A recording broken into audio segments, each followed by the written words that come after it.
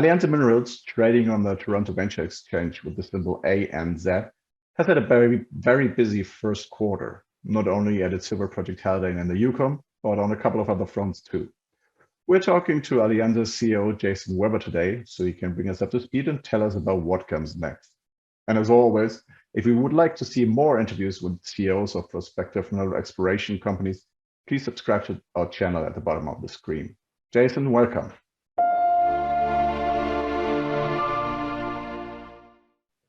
Thanks very much, Bjorn. It's great to chat with you again. Yes, and it's been, as we just said, a long time since we last talked. I think more than a year. So could you please start us off with giving us a reminder of what Alianza Minerals is about? What is your business model? Yeah, Alianza is a discovery-focused junior exploration company. We're targeting largely silver and copper projects at this time in our evolution.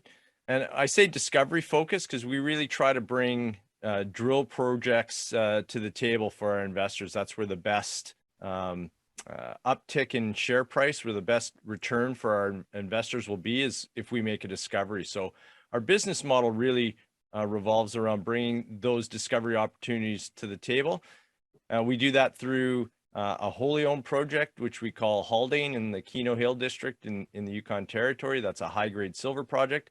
And then in the background, we also have some joint venture projects, silver and copper projects that we option out to partners who then fund the drilling and give us another opportunity to expose our shareholders to a discovery.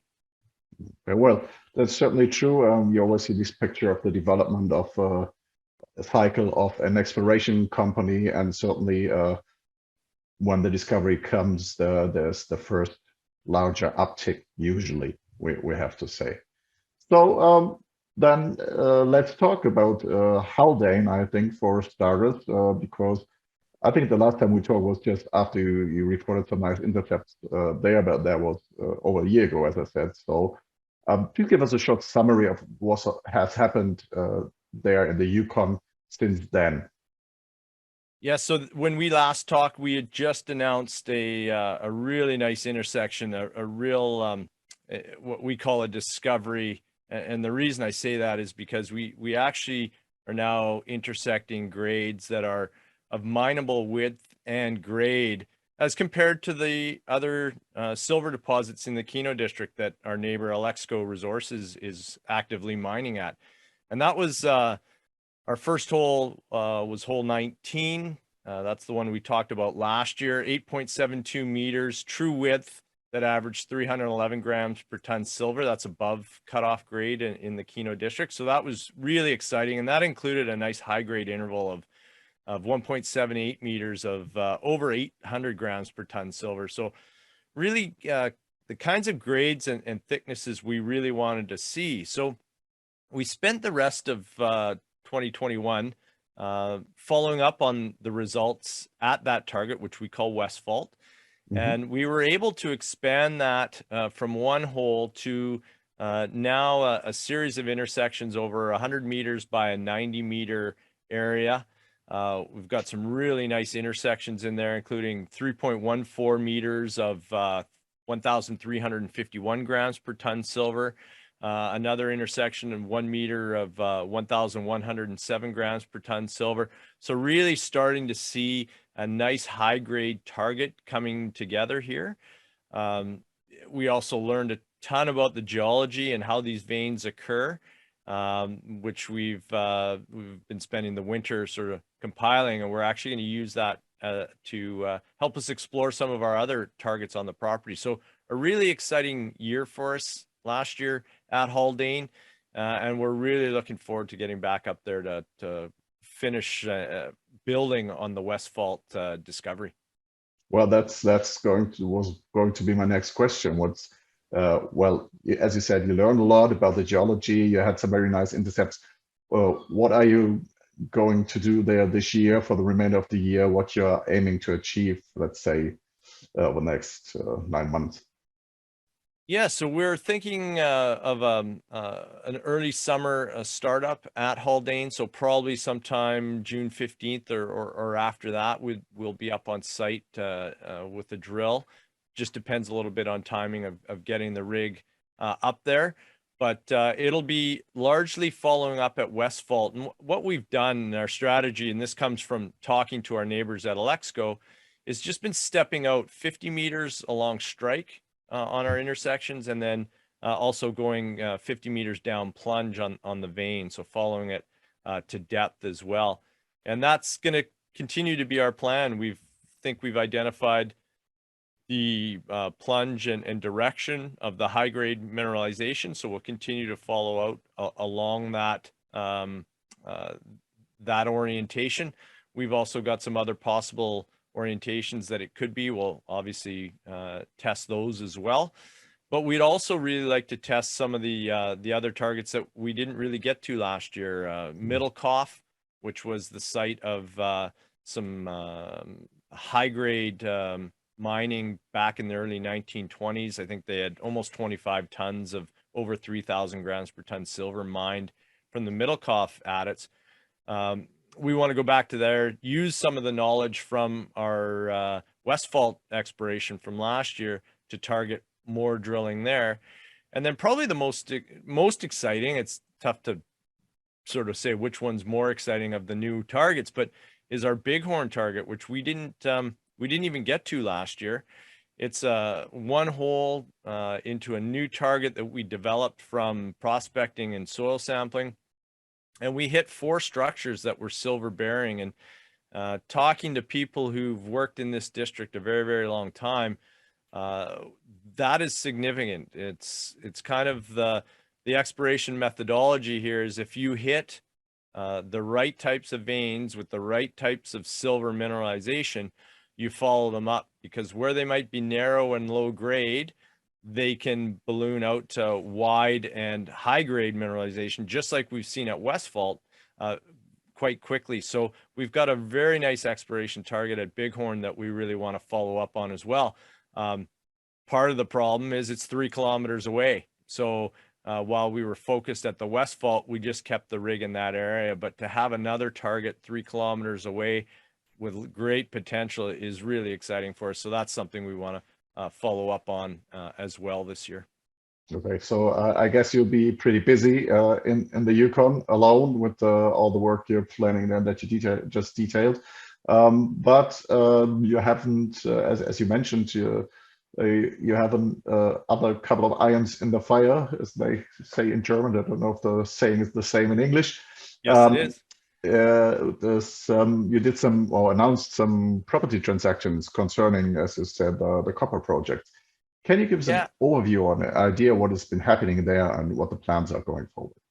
Yeah, it's the copper projects we call the Southwest U.S. Copper Alliance has been a real fun project for us to work on, for lack of a better term.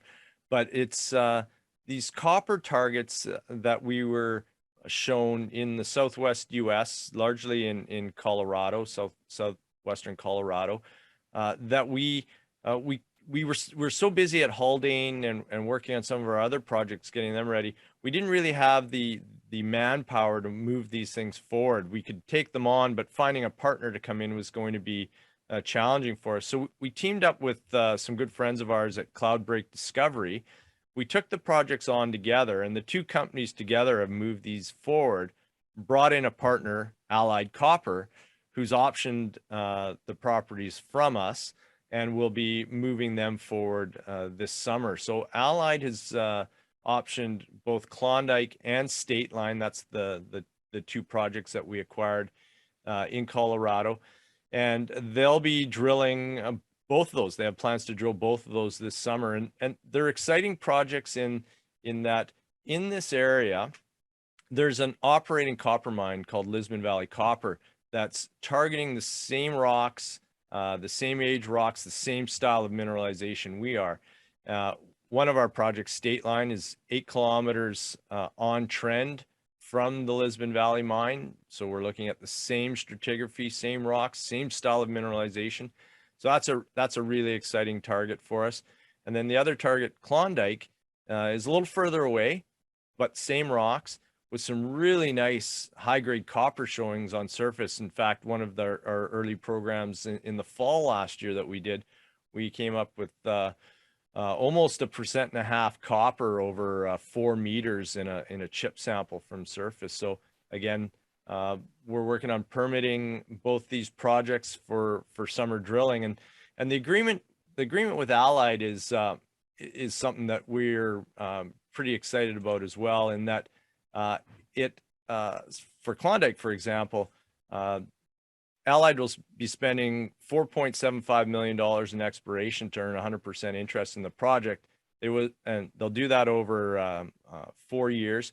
They'll also issue 7 million shares to shared equally between Cloudbreak and ourselves, make cash payments of $400,000. And then we get some warrants as these projects, after year 3, as these projects continue along, we'll be getting warrants in Allied as well. So something that we couldn't really move along ourselves now could be quite lucrative for Alianza should Allied be successful. There's a significant ownership that we hold in Allied, plus the cash and warrant payment should be very beneficial for us and our shareholders. And similarly, sorry, Bjorn, similarly at State Line, a very similar deal. The cash payments are a little lower, as are the share payments, but same style of deal. And we've got a great copper committed partner who's going to move these forward. So, yeah, and also copper is pretty interesting in and of itself at the moment, with the copper prices still on a high level.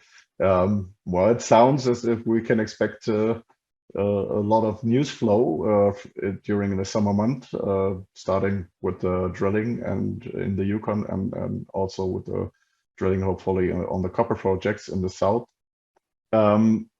So we've been talking silver project, we've been talking copper, now it's back to silver, because another interesting project in your portfolio is in the Alianza portfolio is tin silver, where the option is Kerr Mining, which is with a market cap of close to $1.3 billion US, I think, one of the bigger players in the silver space. Please give our audience a summary of what you have in tin silver and what the deal is with Kerr. Yeah, and that's another exciting one for us, in that Kerr currently has the Silvertip mine, which is about 19 kilometers to the south of our Tim project. We're right in the southern part of the Yukon Territory, and they've been very successful in their drilling at the deposit to build that Silvertip deposit. They're having great success there, and so that exploration team who's doing the on-site mine site exploration is looking after the exploration at Tim. And of course, being 19 kilometers away by road, it's easy to envisage, if they find something here, that they'll just be trucking it down the road to their existing mill facilities at the mine. So that one's exciting. They did a program last year. We're still waiting for the final set of results from that, but a big reconnaissance scale program, some trenching, mapping, airborne geophysics, all to identify drill targets for a program this summer. So they're setting up for that. Permitting's underway, and that will allow us our 4th exposure to a discovery opportunity in 2022. And under that agreement, Coeur's funding about $3.5 million in exploration over a 5-year period. They can earn an 80% interest in the project by delivering a feasibility study, a positive feasibility study, by the 8th anniversary of the agreement, which we're in year 2 now. So, and along with that, there's staged cash payments to Alianza that total just under $600,000. So another lucrative deal for us, another exposure to a discovery opportunity. And the really interesting part about the exploration at Tim is you've got the crew, the technical team that knows those Silvertip host rocks the best, and they're on the ground taking and using their knowledge to find another deposit at Tim. So it's another another exciting one for us for 2022. Certainly sounds like it. That's a lot of projects already, but do you have anything more in the pipeline? Are you working on or looking at and evaluating other projects? Can you tell us a bit of what you're working on, if there's anything particularly interesting coming up? Yeah, we're always talking to people about existing projects in the portfolio, Bjorn. We're always looking to bring new partners in on some of the other projects that we don't talk much about, but are in our portfolio and available for option. So we've got a couple of those discussions underway right now. I don't know when or if any of those will come to fruition, but on the pipeline side and bringing new projects in, we've been really happy with the way the Southwest U.S. Copper Alliance has gone with Cloudbreak, and I think they feel the same way about that, the success of the alliance. So we're always evaluating some new ideas for that, and there's a couple on the table that we're looking at, and not necessarily looking at the same, copper and silver. We're looking at other metals as well, and then outside of the alliance, there's a couple opportunities that have come our way in the northern part of North America that we're evaluating that look very enticing at this stage. So I think the pipeline could be as full as we want it to be. It's just a matter of making sure that we're prioritizing which projects we want to bring on, and it really comes down to what's going to be the most cost effective to move forward, both time and cost. So it's a full pipeline. It's one that we're constantly evaluating, and well, there's nothing concrete that I can talk about right now. There are some really exciting and interesting projects that we're looking at that would be excellent to bring into the portfolio. Okay, so we'll, I guess we talk again, perhaps not in a year's time, but later, and see if anything has come to fruition then. So just to sum up, why should investors consider taking a position in Alianza Minerals then? After all, the stock price has largely been going sideways on a pretty low level since December of last year, I think. Yeah, and I think the share price performance, I think, is largely the fact that we were, geologically out in the field. We were inactive through the winter. I think obviously that changes with 4 drill programs, and I think that's the exact reason why somebody should be looking to add Alianza to their portfolio. 4 chances at a discovery. Our stock goes from around a $10 million market cap, much higher on a good drill intersection on any one of these projects. So and the fact that we're building a deposit at Haldane, I think should give investors even more comfort in the path forward for Alianza and its potential for upside. And I think when you take all that in the context of a precious metals market that I think is going to be much stronger through the second half of 2022, I think that just gives that extra leverage should we make a discovery or deliver a number of very good drill holes at Haldane. I think that just gives so much more leverage to that upside on the share price. So I think that's the reason why Alianza should be at the top of anybody's list when they're looking to add to their portfolio. Very well. We'll certainly see how it goes and how the drilling goes in the summer, and then we'll also see what the stock price does if it reacts favorably, and we'll talk again, as I said. Thank you very much for taking the time. Thanks, Bjorn. Great to chat with you again.